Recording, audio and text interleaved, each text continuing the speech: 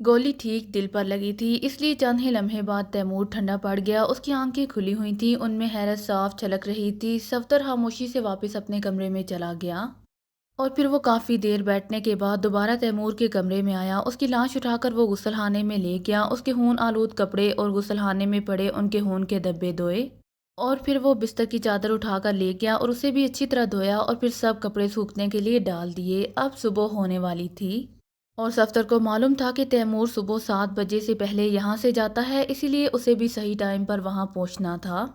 सफदर ने तैमूर की लाश को सामने रखकर प्लास्टिक मेकअप किया, फिर उसकी लाश को वहीं गुसलखाने में छोड़कर उसने अलमारी से तैमूर का सूट निकाल कर पहना। पूरी तैयारी करके वो कमरे में आया और फिर जाने से तकरीबन आधा घंटा पहले उसने इमरान को दोबारा कॉल किया। जल्द ही राब्ता मिल गया। इमरान साहब, मैंने तैमूर को ख़त्म कर दिया है और उसका मेकअप भी कर लिया है। आधे घंटे बाद मैं यहाँ से लेबॉर्ट्री जाऊँगा। आप ऐसा करें कि मेरी अदम मौजूदगी में यहाँ से तैमूर की लाश और वो कपड़े जिन पर खून लगा हुआ था मैंने धो दिए हैं, वो भी ले जाएं ताकि शक ना पड़े। ओवर सफदर ने राब्ता मिलते ही कहा, ठीक है तुम जाओ, मैं इंतज़ाम करा दूंगा। हाँ, इस बात का ख्याल रखना कि लेबॉर्ट्री से मुझे कॉल ना करना और वहाँ मुहतात रहना, कहीं किसी को हम पर शक ना हो जाए।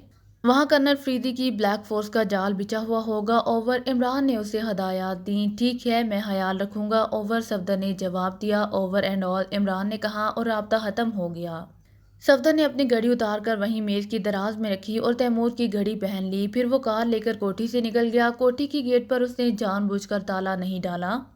फरीदी ने हमीद को हुक्म दिया कि वो बेहोश कैप्टन शकील को कोठी ले जाए और खुद कार लेकर शहाब रोड की तरफ चल पड़ा। उसकी लिंकन शहाब रोड को क्रॉस करते हुए हॉल रोड पर आई।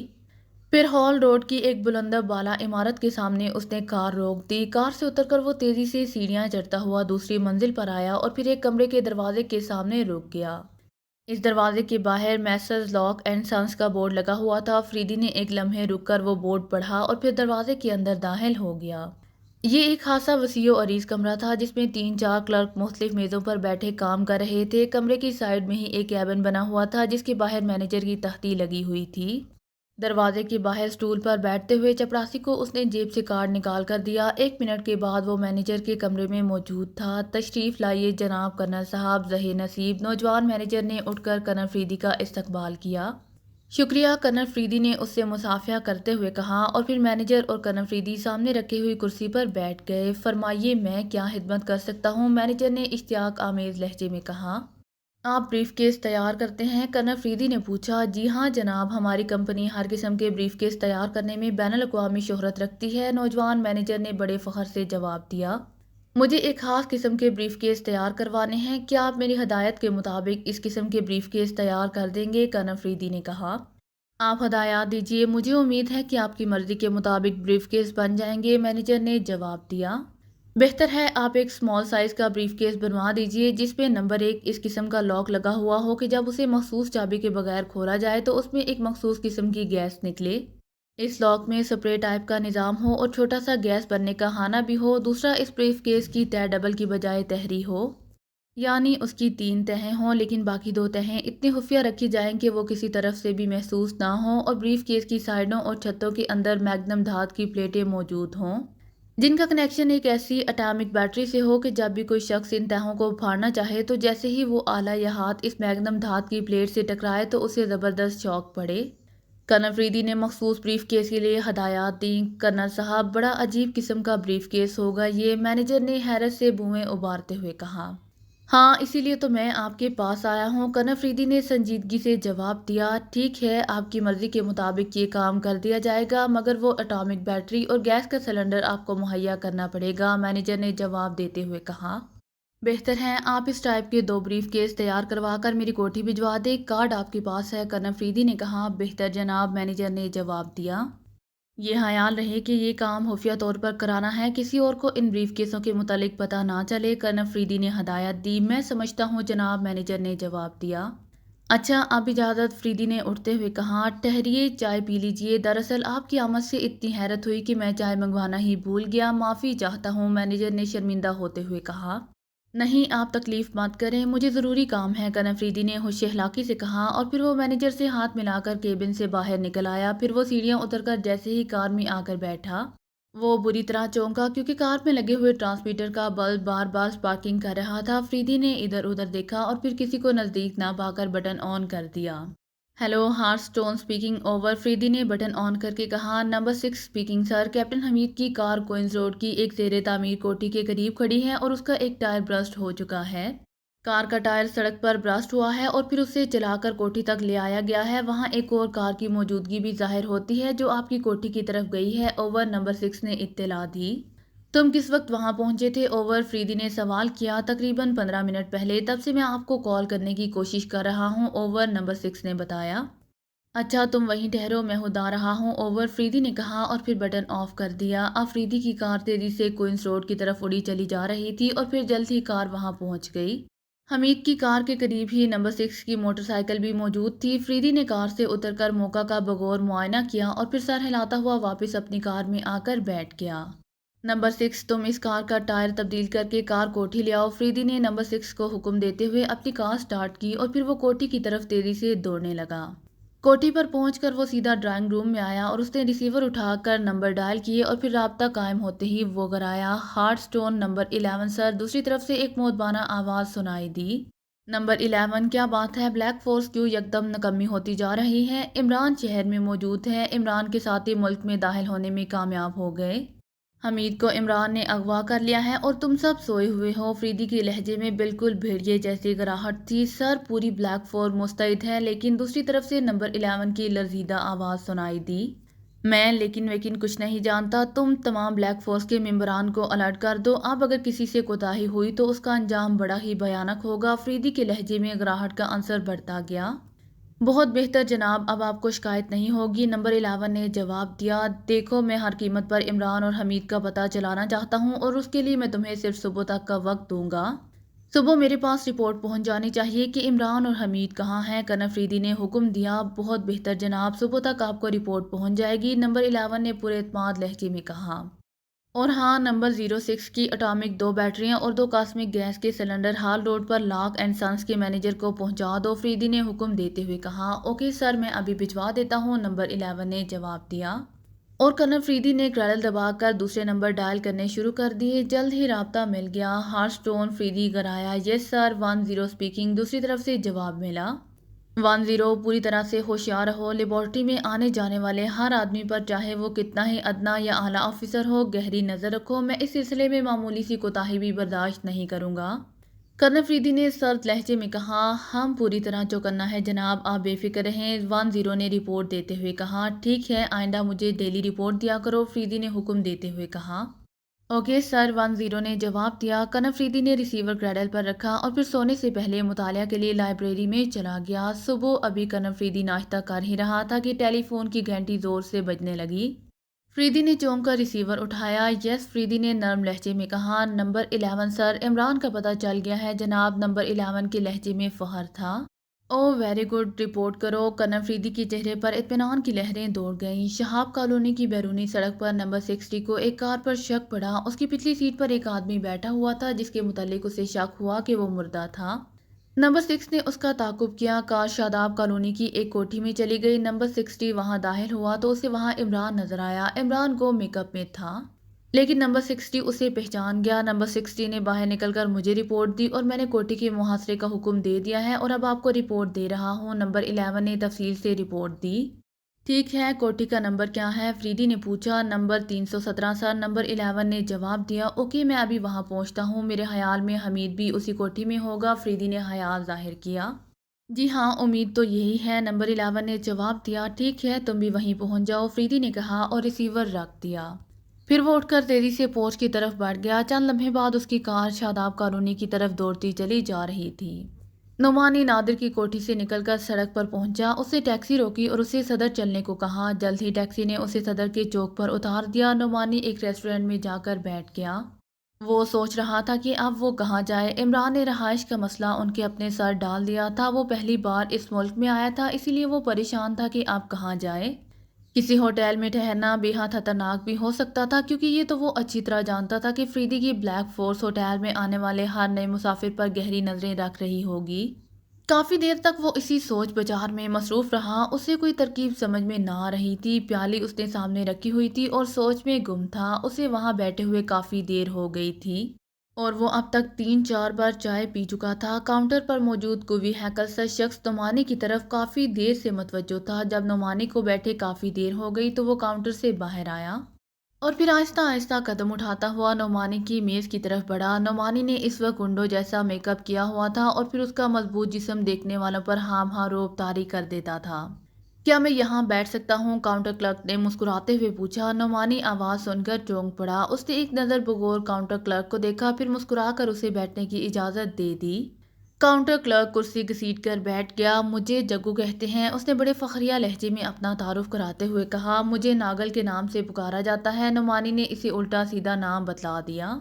ناگل؟ جگو اپنی جگہ سے بری طرح اچھلا۔ اس کی آنکھیں حیرت سے پھٹنے کے قریب ہو رہی تھیں۔ ہاں، مگر تم حیران کیوں ہو گئے؟ نعمانی کی آنکھوں میں حیرت اود کر آئی۔ ناگل دادا، تم یہاں کیسے؟ اور پھر بڑے غیر بن کر بیٹھے ہو؟ تمہارے مدت سے ہم پرستار ہیں، ہمیں کوئی حکم دو، جگو نے بڑے خوشامدانہ انداز میں کہا۔ نعمانی کے ذہن میں ایک چماکہ سا ہوا۔ وہ سمجھ گیا کہ ناگل کوئی مشہور گنڈا ہوگا اور یقیناً کہیں باہر کا ہوگا، ورنہ وہ یہ پہچان جاتا کہ وہ ناگل نہیں ہے۔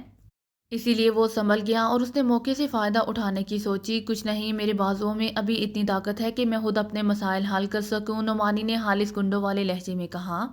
تو چلو سردار فیروز کے پاس، وہ تمہیں دیکھ کر بڑا خوش ہوگا، جگو نے کہا۔ کہاں ہے وہ؟ نعمانی نے پوچھا۔ یہ اڈا اسی کا ہے دادا، اور ہمیں خوشی ہے کہ آپ یہاں آئے ہیں، جگو نے خوشی سے بھرپور آواز میں کہا۔ اس کے چہرے سے ایسا محسوس ہوتا تھا جیسے وہ بے انتہا خوش ہو۔ نعمانی نے کہا اور وہ دونوں اٹھ کھڑے ہوئے۔ جگو نعمانی کو لے کر سیدھا مینیجر کے کمرے میں گیا۔ وہاں جا کر اس نے میز کے نیچے لگا ہوا ایک بٹن دبایا اور کمرے کی پشت کی دیوار پر لگی ہوئی الماری گھوم گئی۔ اب وہاں سیڑھیاں تھیں۔ وہ دونوں ان سیڑھیوں سے نیچے اتر کر ایک بہت بڑے ہال میں پہنچ گئے۔ یہاں بڑے زوروں کا جوا ہو رہا تھا۔ وہ دونوں لاپرواہی سے وہاں سے گزرتے ہوئے کونے میں بنے ہوئے ایک کیبن میں چلے گئے۔ کیبن خالی تھا۔ وہاں لگے ہوئے ایک خفیہ بٹن کو جگو نے دبایا تو کیبن کی سائڈ کی دیوار کھل گئی۔ وہاں پر مزید سیڑھیاں تھیں۔ وہ دونوں سیڑھیاں اترنے لگے۔ بڑا چکر چلایا ہوا ہے فیروز نے، نعمانی نے مسکراتے ہوئے کہا۔ جی ہاں، ہمارا سردار دارالحکومت کا سب سے بڑا دادا ہے جناب، جگو نے فخریہ لہجے میں بتایا۔ تو کیا کرنل فریدی کو اس اڈے کا پتہ نہیں ہے؟ نعمانی نے سوال کرتے ہوئے کہا۔ نہیں، کیونکہ ابھی تک سردار فیروز نے کرنل فریدی سے براہ راست ٹکر لینے سے گریز کیا ہے، اسی لیے، جگو نے بتلایا۔ اب وہ ایک کمرے کے دروازے پر پہنچ گئے تھے جو بند تھا۔ جگو نے آگے بڑھ کر دروازے پر مخصوص انداز میں دستک دی۔ آ جاؤ۔ اندر سے بھیڑیے جیسی گراہٹ بلند ہوئی۔ جگو نے ہاتھ کا دباؤ ڈال کر دروازہ کھول دیا۔ اندر ایک صوفے پر ہنسا لہیم شہیم شخص جو شکل سے بھی نامی گرامی گنڈا معلوم ہو رہا تھا، ایک نیم عریاں اینگلو انڈین عورت کو بغل میں دبائے پڑا تھا۔ سامنے میز پر شراب کی بوتلیں اور گلاس رکھے ہوئے تھے۔ اینگلو انڈین عورت کے ہاتھ میں شراب کا گلاس تھا اور فیروز کی آنکھیں کثرت شراب نوشی سے گہری سرخ ہو رہی تھیں۔ کیا بات ہے جگو، یہ کون ہے تیرے ساتھ؟ فیروز نے آنکھیں ٹپکاتے ہوئے کہا۔ اسے شاید جگو کی دخل اندازی ناگوار گزری تھی۔ سردار، یہ راجپور کے ناگل دادا ہیں، جگو نے نعمانی کا تعارف کراتے ہوئے کہا، اور نعمانی نے راجپور کا نام سن کر اطمینان کی طویل سانس لی، کیونکہ یہ بھی ایک بہت بڑا مسئلہ تھا جسے جگو نے خود ہی حل کر دیا۔ او ناگل دادا! فیروز حیرت سے اپنی جگہ سے اچھلا۔ اس کی آنکھوں سے شدید حیرت صاف جھلک رہی تھی۔ اینگلو انڈین عورت کے چہرے پر ناگل کا نام سن کر خوف کے آثار پیدا ہو گئے تھے۔ ریٹا، تم جاؤ۔ آؤ ناگل دادا، آؤ بیٹھو۔ رہے نصیب، آج میرے اڈے کی خوش قسمتی ہے کہ ناگل دادا یہاں آئے ہیں۔ ارے جگو، فوراً ولایتی شراب کی بوتلیں لے آؤ۔ تمہیں معلوم نہیں کہ ناگل دادا شراب پینے میں دور دور تک مشہور ہیں؟ فیروز کی خوشی سے بانچیں کھل گئیں۔ اینگلو انڈین عورت جس کا نام ریٹا تھا اس تیزی سے کمرے سے باہر نکلی جیسے اس کے پیچھے بھوت لگے ہوں۔ ابھی لایا سردار، جگو واپس مڑا۔ ٹھہرو جگو، شراب مت لانا۔ میں نے پچھلے دنوں سے شراب پینی چھوڑ دی ہے، مجھے ڈاکٹر نے سختی سے منع کر دیا ہے، نعمانی نے اپنی جان چھڑانے کے لیے کہا۔ ارے ناگل دادا، یہ میں کیا سن رہا ہوں، تم نے شراب چھوڑ دی ہے؟ وہ جو شراب پینے والوں کے لیے ایک مثال بن گیا تھا، اس نے شراب چھوڑ دی؟ حیرت ہے، فیروز نے آنکھیں پھاڑتے ہوئے کہا۔ ہاں، میں نے چھوڑ دی ہے، نعمانی نے جواب دیا۔ اچھا ناگل دادا، تمہاری مرضی۔ جگو، تم کاؤنٹر پر جاؤ۔ فیروز نے جگو کو واپس جانے کا حکم دیا۔ چائے تو پیو گے نا؟ فیروز نے پوچھا۔ ہاں، چائے منگوا لو، نعمانی نے مسکراتے ہوئے کہا، اور جگو سر ہلاتا ہوا واپس مڑ گیا۔ تم کچھ پریشان معلوم ہو رہے ہو ناگل دادا، کوئی میرے لائق خدمت ہو تو حکم دو، فیروز نے بغور نعمانی کو دیکھتے ہوئے کہا۔ نہیں، ایسی کوئی بات نہیں، دراصل ایک الجھن تھی، بس اسی نے مجھے پریشان کر رکھا ہے، نعمانی نے کہا۔ کیا میں وہ الجھن معلوم کر سکتا ہوں جس کے لیے تمہیں یہاں دارالحکومت تک آنا پڑا؟ فیروز نے معنی خیز انداز میں پوچھا۔ یہ میں بعد میں بتاؤں گا، پہلے تم یہ بتلاؤ کہ کرنل فریدی آج کل کہاں ہے؟ نعمانی نے سوال کیا۔ ارے ناگل دادا، کہیں کرنل فریدی سے ماتھا تو نہیں لڑا بیٹھے؟ فیروز نے قدرے پریشان سے لہجے میں پوچھا۔ فرض کرو اگر ایسا ہو گیا ہے تو، نعمانی نے ذرا طنزیہ لہجے میں جواب دیا۔ اگر ایسا ہوا ہے تو بڑا ہی خطرناک معاملہ ہے۔ کرنل فریدی تو بھوت ہے، بھوت جس کے پیچھے لگ جائے پاتال تک نہیں چھوڑتا۔ فیروز کے لہجے میں بدستور پریشانی تھی۔ اگر تم کرنل فریدی سے اتنے ہی خوفزدہ ہو تو پھر ٹھیک ہے، تم سے کسی بارے میں بات کرنا ہی فضول ہے، نعمانی نے ناگوار سے لہجے میں جواب دیتے ہوئے کہا۔ ناگل دادا، تم نہیں سمجھتے کہ کرنل فریدی کیا چیز ہے؟ اس سے ٹکرانا موت کو دعوت دینا ہے، فیروز نے آنکھیں نکالتے ہوئے کہا۔ تمہارے اعصاب پر کرنل فریدی سوار ہے، تم بے فکر رہو۔ ابھی ناگل دادا کے بازوؤں میں اتنا دم ہے کہ کرنل فریدی کی گردن توڑ سکے، نعمانی کے لہجے میں بیانہ کراہٹ تھی۔ تم ٹھیک کہتے ہو ناگل دادا، تمہاری شہرت بھی تو کرنل فریدی سے کم نہیں ہے، مگر فیروز نے جواب دیا۔ چلو ٹھیک ہے، میں تمہیں تو نہیں کہہ رہا کہ تم میرا ساتھ دو، میں خود ہی کرنل سے نمٹ لوں گا۔ مجھے بزدل انسانوں سے نفرت ہے فیروز، اسی لیے تم اس بات کو مزید نہ بڑھاؤ، نعمانی نے گراتے ہوئے کہا۔ دادا، تم مجھے بزدل کہہ رہے ہو؟ سردار فیروز کو جس کے سامنے آتے ہی بڑے بڑے گنڈوں کی روح فنا ہو جاتی ہے، فیروز نے کہا۔ کیا ہاتھ کانپتے ہوں گے؟ کرنل فریدی کے سلسلے میں تو تم بالکل عورتوں جیسی باتیں کرنے لگے ہو، نعمانی نے اسے غصہ دلاتے ہوئے کہا۔ ناگل دادا، تم مجھے غصہ دلا رہے ہو، خدا کی قسم۔ اگر فیروز دادا ایک بار مقابلے پر آ جائے تو کرنل فریدی کو بھی ایک بار چھٹی کا دودھ یاد آ جائے گا۔ فیروز کا چہرہ غصے سے سرخ ہو گیا۔ چھوڑو یار، باتیں نہ بناؤ، ابھی تم کچھ کہہ رہے تھے۔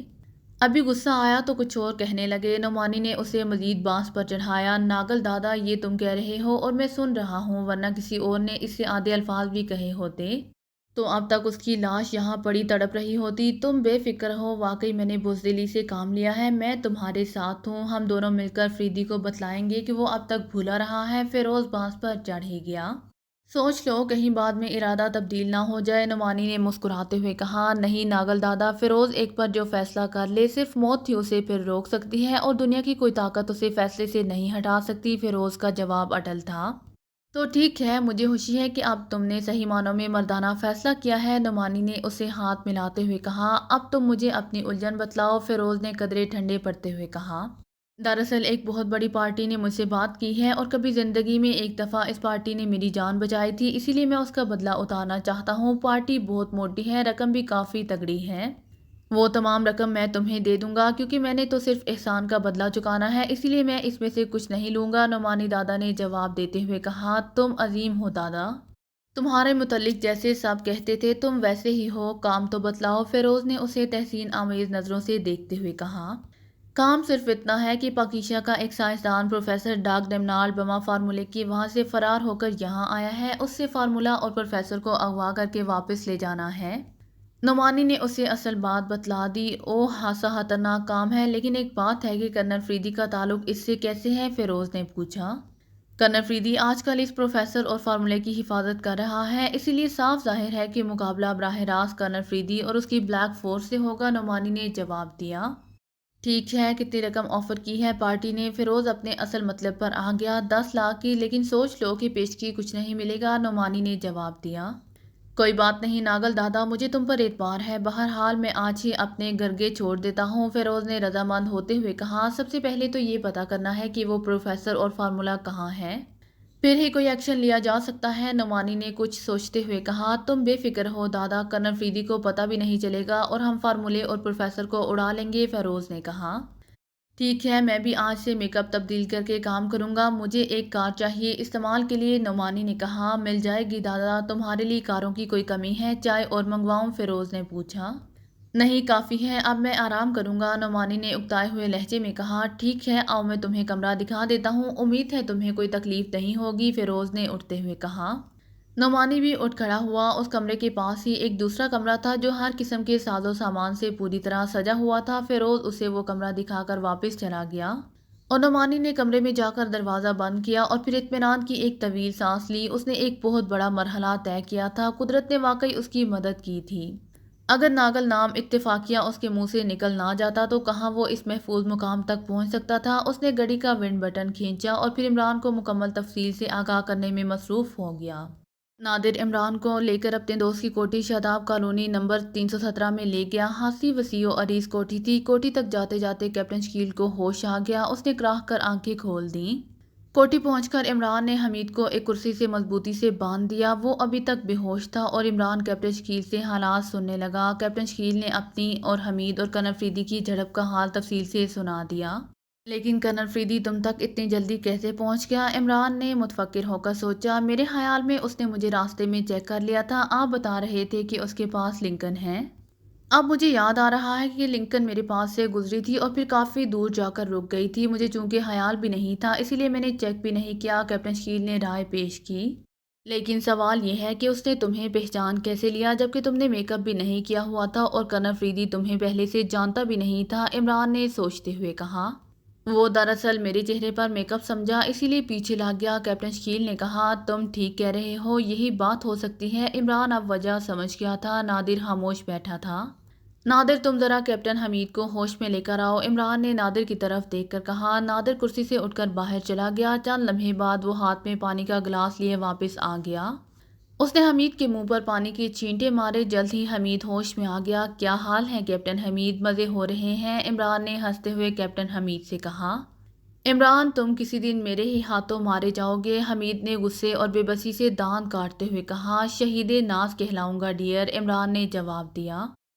شہید ناز کا صرف لفظ ہی سنا ہے تم نے؟ اس وقت پوچھوں گا جب موت بن کر تم پر جپٹوں گا۔ حمید ابھی تک شدید غصے میں مبتلا تھا۔ ارے ارے کیوں غصہ دکھلا رہے ہو؟ تم تو صرف آنکھ مار دو، میں تمہاری آنکھ کے ایک پٹ سے گر کر مر جاؤں گا، عمران نے اٹھلاتے ہوئے کہا۔ تم اسی لیے باتیں بنا رہے ہو کہ میں بندہ ہوا ہوں، ورنہ تمہاری زبان کب کی خاموش ہو چکی ہوتی، حمید نے اس سے غصہ دلانا چاہا۔ حمید ڈیئر، میرے دماغ میں غصے والا خانہ ہی اللہ تعالیٰ نے پیدا نہیں کیا، اسی لیے تمہاری کوشش فضول ہے، عمران نے ہنستے ہوئے کہا۔ بے غیرت ہو اسی لیے، حمید نے جل کر کہا۔ کنفیوشس نے کہا ہے کہ دو چار جوتیوں سے عزت جاتی نہیں اور ہر سو کوئی مارنے نہیں آتا، کیا سمجھے؟ عمران نے ڈیٹ بن کر کہا۔ حمید خاموش رہا۔ ہاں جی چلانے کا کیا فائدہ؟ اچھا حمید صاحب یہ بتائیے کہ پروفیسر آج کل کون سی لیبارٹری میں کام کر رہا ہے؟ عمران نے سنجیدہ ہو کر پہلا سوال کیا۔ جہنم میں، حمید نے غصے میں جواب دیا۔ بہت خوب، بڑی اچھی جگہ ملی ہے اسے ساگا لینڈ میں، عمران نے جواب دیا اور نادر ہنس پڑا۔ ہاں تمہیں بھی عنقریب وہاں بھیج دیا جائے گا، تم بے فکر رہو، حمید نے غصے سے دانت پیستے ہوئے کہا۔ جہاں تم جیسے آدمی ہو وہاں میری جیسے شریف آدمی کے لیے کہاں جگہ ہو سکتی ہے؟ عمران نے چوٹ کی۔ گدھا سب سے شریف ہوتا ہے، حمید نے چوٹ کی۔ بے شک، بڑا اچھا لقب دیا ہے تم نے اپنے آپ کو، جواب نہیں۔ اچھا یہ تو بتلاؤ وہ تمہاری جنم بھومی جنم کہاں واقع ہے؟ عمران دوبارہ اپنے مطلب پر آ گیا۔ میں تمہارے کسی سوال کا جواب نہیں دوں گا، حمید نے پورے اعتماد لہجے میں کہا۔ نہ دو، اگر میں تمہاری جنم بھومی بتلا دوں تو؟ عمران نے بھی بڑے اعتماد سے جواب دیا۔ بتلاؤ، حمید اسے چیلنج کرتے ہوئے بولا۔ جہنم، عمران نے بڑی معصومیت سے جواب دیا اور کیپٹن شکیل اور نادر کھلکھلا کر ہنس پڑے اور حمید جھنجھلا کر رہ گیا۔ اسی وقت عمران کی رسٹ واچ سے ہلکی ہلکی سیٹی کی آواز آنے لگی۔ وہ فوراً اٹھا اور کمرے سے باہر نکل گیا۔ ٹرانسمیٹر پر صفدر بول رہا تھا۔ اس نے اپنے دوست کے متعلق تمام رپورٹ اسے دے دی۔ عمران اسے مزید احکامات دے کر واپس آ گیا۔ وہ جو کچھ حمید سے پوچھنا چاہتا تھا وہ صفدر نے اسے بتلا دیا تھا۔ وہ واپس کمرے میں آ گیا۔ نادر، حمید صاحب کو نیچے تہخانے میں بند کر دو، عمران نے کمرے میں واپس آ کر نادر سے کہا۔ نادر نے حمید کی رسیاں کھول دی لیکن اس کے ہاتھ اب بھی پچھلی طرف بندھے ہوئے تھے۔ ریوالور کی نال پر وہ اسے نیچے تہخانے میں لے گیا۔ کیپٹن شکیل تم ایسا کرو کہ میک اپ کر لو، اس کوٹھی کے سامنے والی کوٹھی خالی پڑی ہوئی ہے، تم اس کی دوسری منزل پر ڈیرا لگا لو، نادر تمہیں دوربین دے دے گا، تمہارا کام فی الحال اس کوٹھی کی نگرانی کرنا ہے کیونکہ مجھے شک ہے کہ کرنل فریدی ضرور اس کوٹھی کو تلاش کر لے گا۔ کسی بھی متشبہ آدمی کو دیکھو تو فوراً مطلع کر دینا، کہیں بے خبری میں مارے نہ جائیں، عمران نے کیپٹن شکیل سے کہا اور اس نے اسبات میں سر ہلا دیا۔ میرے بیگ میں میک اپ کا سامان ہے، تم اپنی مرضی سے میک اپ کر لو، عمران نے بیگ کی طرف اشارہ کرتے ہوئے کہا اور کیپٹن شکیل بیگ لے کر باہر چلا گیا۔ چند لمحوں بعد نادر آ گیا۔ نادر، صبح ہل کالونی کی کوٹھی نمبر 16 چلے جانا، وہاں پر موجود ایک لاش اور غسل خانے میں موجود کپڑے اٹھا کر لے آنا، یہ بہت ضروری ہے، عمران نے نادر سے کہا۔ بہت بہتر جناب، میں صبح چلا جاؤں گا، نادر نے جواب دیا۔ ایک اور بات، میرا خیال ہے میں اکیلا کسی اور جگہ شفٹ ہو جاؤں تاکہ کسی وقت کرنل فریدی کو پتہ چل جائے تو دونوں چکر میں نہ پڑ جائیں، عمران نے رائے پیش کی۔ جیسا آپ مناسب سمجھے، نادر نے مؤدبانہ لہجے میں کہا۔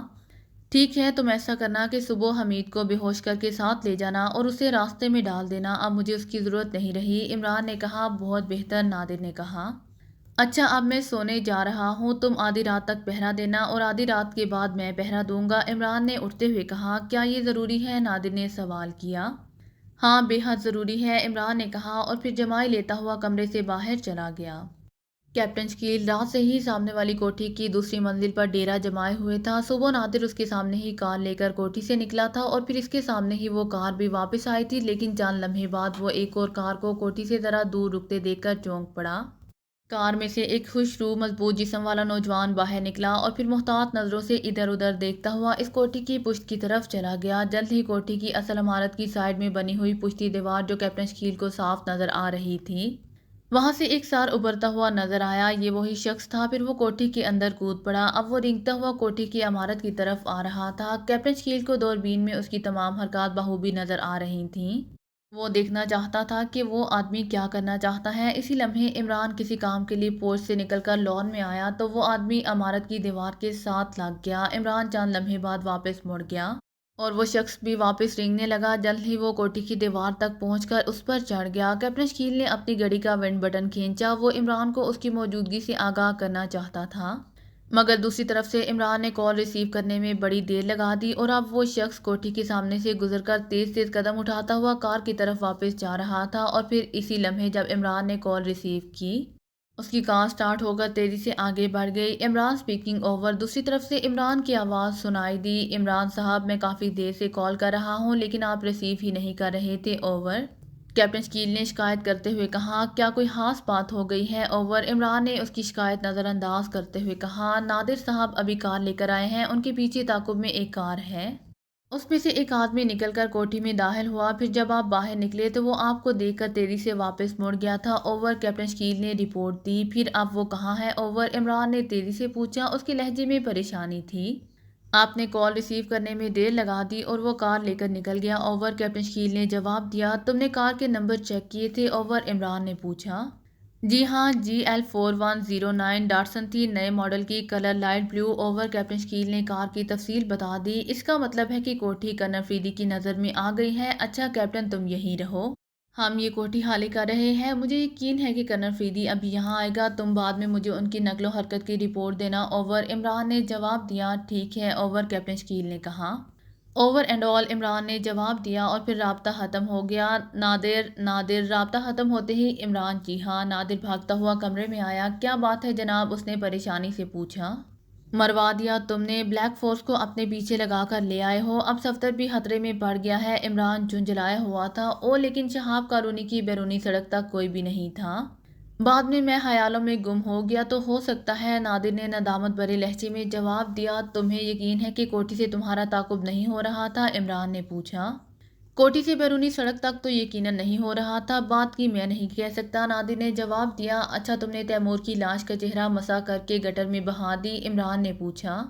جی ہاں، ابھی اسی کام سے فارغ ہو کر آ رہا ہوں، نادر نے جواب دیا۔ اور کپڑے، عمران نے سوال کیا۔ ان کو جلا کر ان کی راکھ گٹر میں بہا دی ہے، نادر نے جواب دیا۔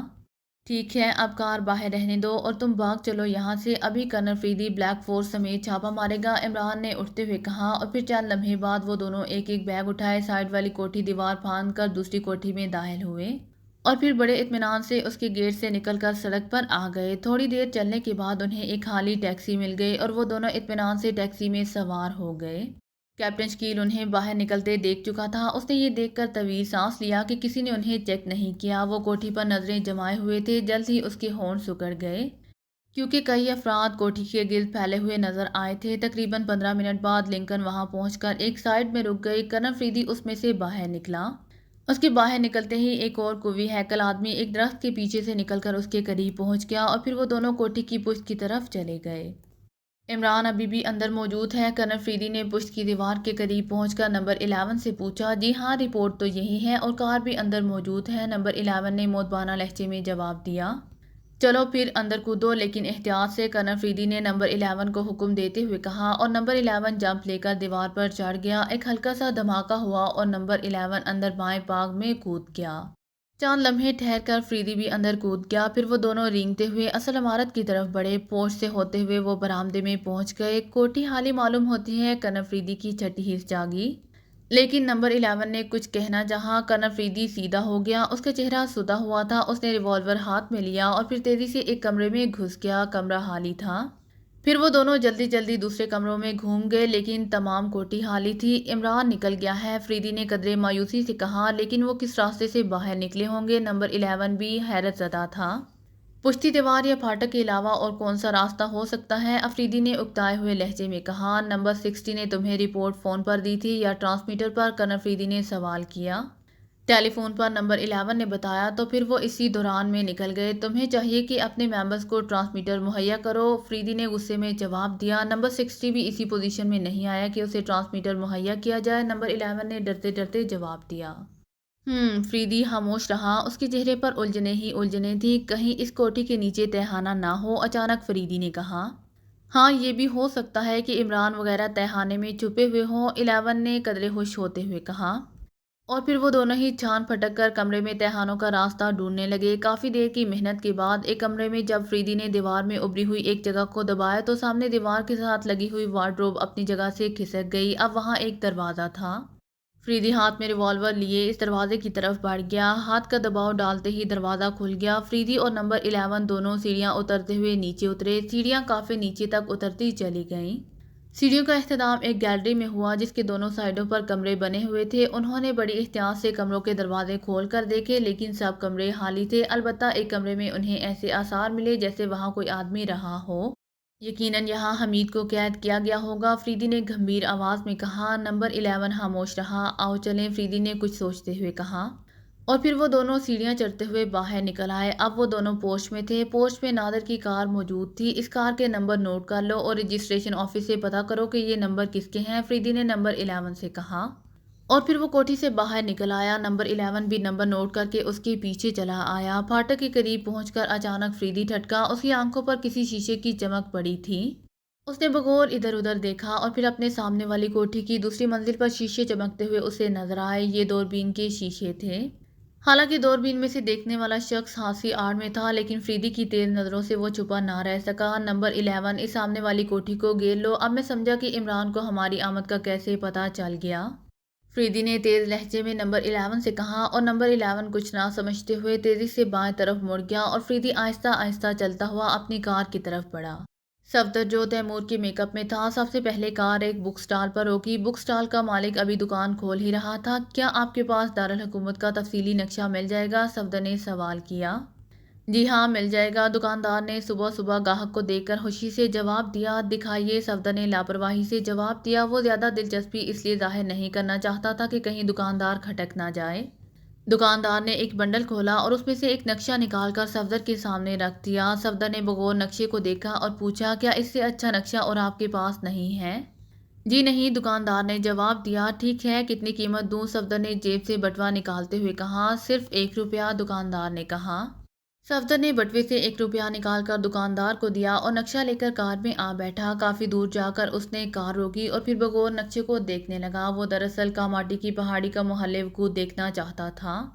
نقشے میں دیے گئے تمام راستوں کو اچھی طرح سمجھنے کے بعد اس نے نقشے کو ضائع کرنا زیادہ مناسب سمجھا۔ سڑک قدرے سنسان تھی۔ اس نے کار سے باہر نقشے کو سنبھالا اور پھر اسے آگ لگا دی اور خود کار سٹارٹ کر کے آگے جانے لگا۔ شہر سے نکل کر جلد ہی صفدر کاماٹی کی پہاڑی کی طرف جانے والی سڑک پر آ پہنچا۔ اس سڑک پر کافی کاریں اور سکوٹر جا رہے تھے۔ وہ بھی مناسب رفتار سے کار چلاتا ہوا آگے بڑھتا چلا گیا۔ کاماٹی کی پہاڑی خشک اور بے برگ ہو گیا اور خاصی خوفناک تھی۔ پہاڑی کے دامن میں پہنچ کر ایک سڑک بائیں طرف مڑ گئی، جدھر ایک بورڈ لگا ہوا تھا، خطرناک علاقہ، ادھر جانا سخت منع ہے۔ آگے جانے والی ایک اور کار تیزی سے ادھر ہی مڑ گئی۔ صفدر سمجھ گیا کہ یہی سڑک لیبارٹری کی طرف جاتی ہوگی۔ اس نے بھی بلا جھجک کار ادھر ہی موڑ دی۔ یہ سڑک بل کھاتی ہوئی پہاڑی کی پچھلی طرف چلی گئی تھی۔ اس پہاڑی کی پچھلی طرف ایک وسیع و عریض جنگل تھا، لیکن یہ جنگل پہاڑی سے کافی فاصلے پر تھا۔ جنگل اور لیبارٹری کے درمیان خاصا وسیع و عریض میدان تھا جس میں لمبی لمبی خودروگ گھاس اگی ہوئی تھی۔ سڑک پہاڑی کی جڑ پر جا کر ختم ہوتی تھی۔ آگے راستہ بند تھا۔ پھر جیسے ہی صفدر آگے جانے والی کار وہاں جا کر رکی، فوراً ہی صفدر نے کار اس کے پیچھے روک دی۔ صفدر کے پیچھے بھی ایک اور کار آ کر رکی۔ صفدر نے بیک مرر میں دیکھا کہ پچھلی کار کی بتیاں جل رہی تھیں۔ اس نے پھرتی سے اپنی کار کی ہیڈ لائٹس جلا دیں۔ اسے اس کوشچن کا علم نہیں تھا۔ یہ تو اچھا ہوا کہ اس کے پیچھے کار آ گئی اور اس کی جلتی ہوئی بتیاں اس کی نظر میں آ گئی، ورنہ وہ پہلے مرحلے میں ہی پکڑا جاتا۔ چند لمحے بعد ایک ہلکی سی گڑگڑاہٹ ہوئی اور پہاڑی کا ایک بڑا حصہ کھل گیا۔ یہ ایک طویل سرنگ تھی۔ سڑک آگے تک چلی گئی تھی۔ صفدر نے اگلی کار کے پیچھے اپنی کار لگا دی۔ سرنگ میں کافی دور جا کر ایک موڑ آیا۔ وہاں ایک چیک پوسٹ تھی۔ صفدر نے کار روک دی۔ ایک باوردی سپاہی صفدر کی طرف بڑھا۔ کوڈ؟ اس نے قدرے سخت آواز میں پوچھا۔ 03۔ صفدر نے باوقار لہجے میں جواب دیا اور سپاہی نے اسے آگے بڑھنے کا اشارہ کیا۔ اگلی کار پہلے ہی جا چکی تھی۔ صفدر نے کار آگے بڑھا دی۔ پہاڑی کو نیچے سے کاٹ کر بڑے بڑے ستونوں پر کھڑا کیا گیا تھا۔ اندر مختلف عمارتیں بنی ہوئی تھیں۔ یہ بھی انجینئرنگ کا کمال تھا کہ اتنی بڑی پہاڑی کو کاٹ کر ستونوں پر جما دیا گیا تھا۔ عمارتوں کی شروع میں ایک اور چیک پوسٹ تھی، جہاں صفدر نے دیکھا کہ کار والا نیچے اتر کر جامہ تلاشی دے رہا تھا۔ اس نے کار روکی اور پھر نیچے اتر کر کھڑا ہو گیا۔ دو سپاہیوں نے آگے بڑھ کر اس کی جامہ تلاشی لی۔ اس کی کار کو اچھی طرح چیک کیا گیا اور پھر اسے آگے جانے کی اجازت مل گئی۔ صفدر نے طویل سانس لیتے ہوئے کار سٹارٹ کی۔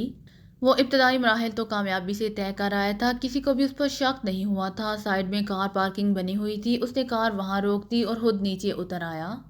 اب اصل مسئلہ تھا تیمور کے آفس کا پتہ کرنا۔ کسی سے پوچھنے کا تو سوال ہی پیدا نہیں ہوتا تھا۔ بہرحال تن بہ تقدیر وہ عمارت کی طرف چل پڑا اور پھر اسے یہ دیکھ کر قدرے اطمینان ہوا کہ کمروں کے باہر آفیسز کی تختیاں لگی ہوئی تھیں۔ صفدر بڑے اطمینان سے گھومتا ہوا برآمدہ مڑا۔ سامنے ہی ایک دروازے پر اسٹور آفیسر کی تختی لگی ہوئی تھی۔ وہ سیدھا ادھر ہی چلا گیا۔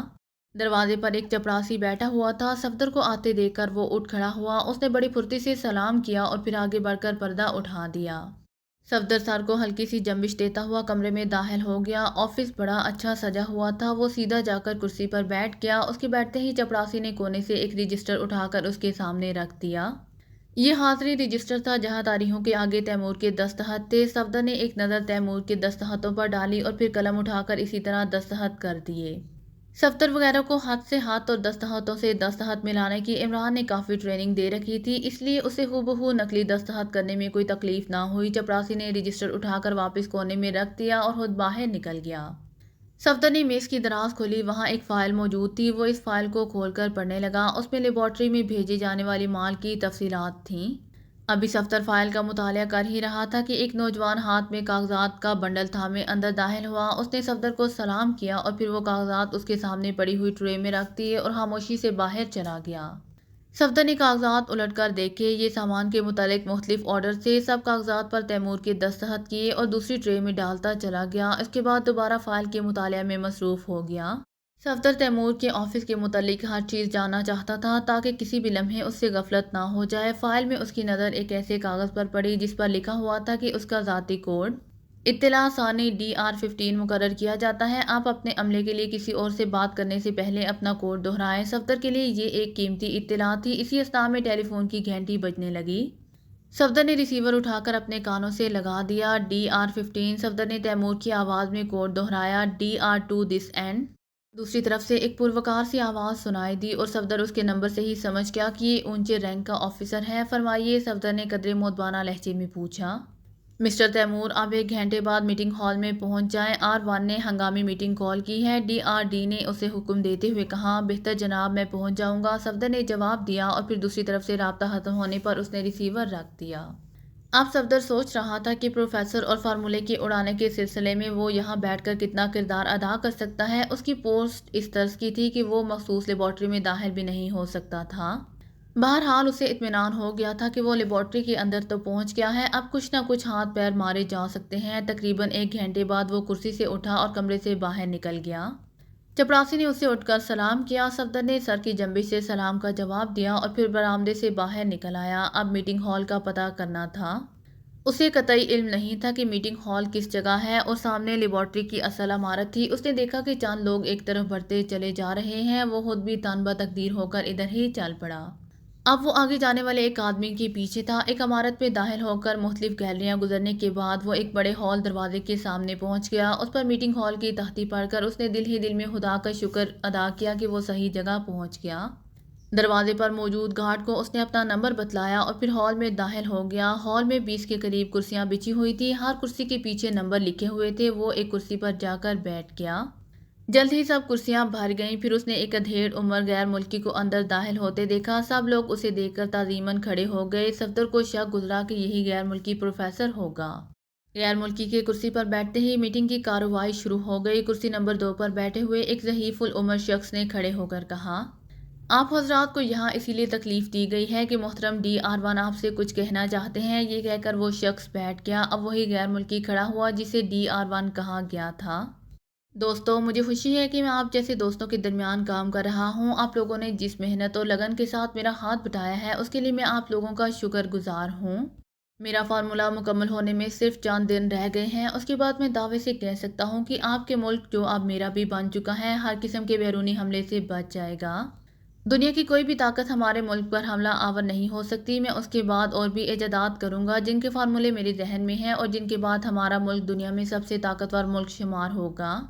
آج میں نے آپ لوگوں کو اسی لیے یہاں بلایا ہے کہ آج سے میرا تجربہ آخری مراحل میں داخل ہو رہا ہے۔ اس کے لیے مجھے دن رات کام کرنا پڑے گا۔ اس مرحلے میں ذرا سی کوتاہی کا مطلب فارمولے کی ناکامی ہوگا، اور میرا خیال ہے کہ کم از کم آپ لوگ یہ نہیں چاہیں گے کہ یہ فارمولہ ناکام ہو جائے۔ اس لیے جو حضرات غیر شادی شدہ ہوں اور جو دن رات یہاں لیبارٹری میں رہ سکتے ہوں، وہ رضاکارانہ طور پر ہاتھ اٹھا دیں۔ تقریباً 10 آدمیوں نے اپنے ہاتھ اٹھا دیے، جن میں صفدر بھی شامل تھا۔ DR2، آپ ان حضرات کے نمبر نوٹ کر لیں، میں میٹنگ کے بعد ان سے بات کروں گا۔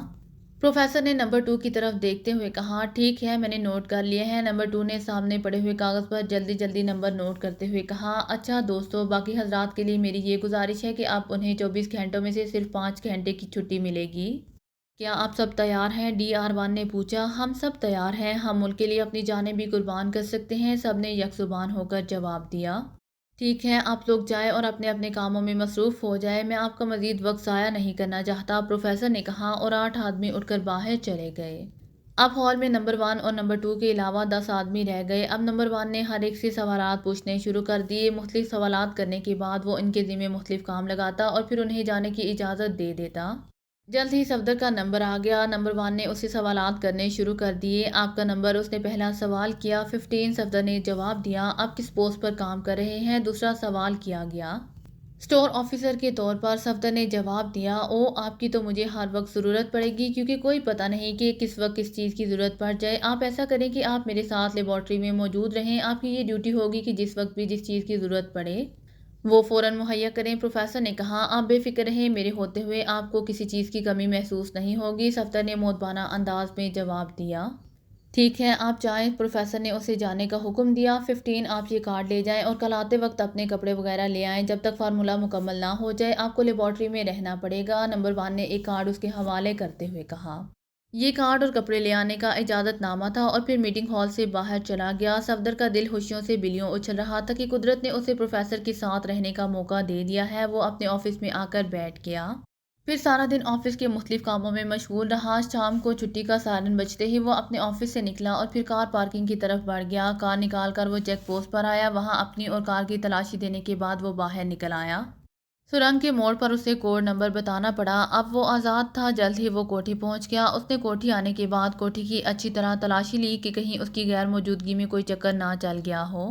وہاں اسے ایسے کوئی آثار نہ ملے۔ اس نے دروازہ بند کیا اور پھر عمران کو کال کرنے لگا۔ جلد ہی رابطہ مل گیا۔ صفدر اسپیکنگ اوور، اس نے سلسلہ ملتے ہی کہا۔ صفدر ڈیئر، سناؤ کیا حال ہے؟ کیسا گزرا آج کا دن؟ دوسری طرف سے عمران کی چہکتی ہوئی آواز اس کے کانوں میں پڑی۔ سب ٹھیک ہے عمران صاحب، کوئی پریشانی نہیں ہوئی؟ اور پھر اس نے پورے دن کی تفصیلی رپورٹ عمران کو دینی شروع کر دی۔ گڈ، یہ تو اور بھی اچھا ہوا کہ تمہیں پروفیسر کے قریب رہنے کا موقع مل گیا ہے۔ اوور، عمران نے جواب دیا۔ جی ہاں، اب اس موقع سے کیسے فائدہ اٹھایا جائے؟ اوور، صفدر نے پوچھا۔ تم بے فکر ہو، کوئی نہ کوئی راستہ نکل ہی آئے گا۔ اوور، عمران نے جواب دیتے ہوئے کہا۔ لیکن اب وہاں رہ کر آپ کو رپورٹ کیسے دے سکوں گا؟ اوور، صفدر نے ایک اور پریشانی کا اظہار کرتے ہوئے کہا۔ ہاں البتہ یہ ایک پرابلم ہے، میں اس کے لیے سوچوں گا، میری ریڈی میڈ کھوپڑی ضرور کوئی نہ کوئی حل نکالے گی۔ تم صبح جانے سے پہلے مجھے اطلاع ضرور دے دینا۔ اوور، عمران نے جواب دیا۔ بہتر اوور، صفدر نے جواب دیا۔ اوور اینڈ آل، عمران نے کہا اور صفدر نے ون بٹن دبا دیا۔ صفدر اب اس مسئلے پر ذہن لڑانے لگا کہ وہاں سے رپورٹ دینے کا کیا طریقہ ہو سکتا ہے، لیکن جب کوئی طریقہ سمجھ میں نہ آیا تو اسے سر جھٹک کر ذہن سے اس خیال کو نکالا اور پھر اٹھ کر کچن کی طرف بڑھ گیا۔ اگر آپ کو میری ویڈیو پسند آئے تو please like share and subscribe کرنا مت بھولیے گا۔ جزاک اللہ۔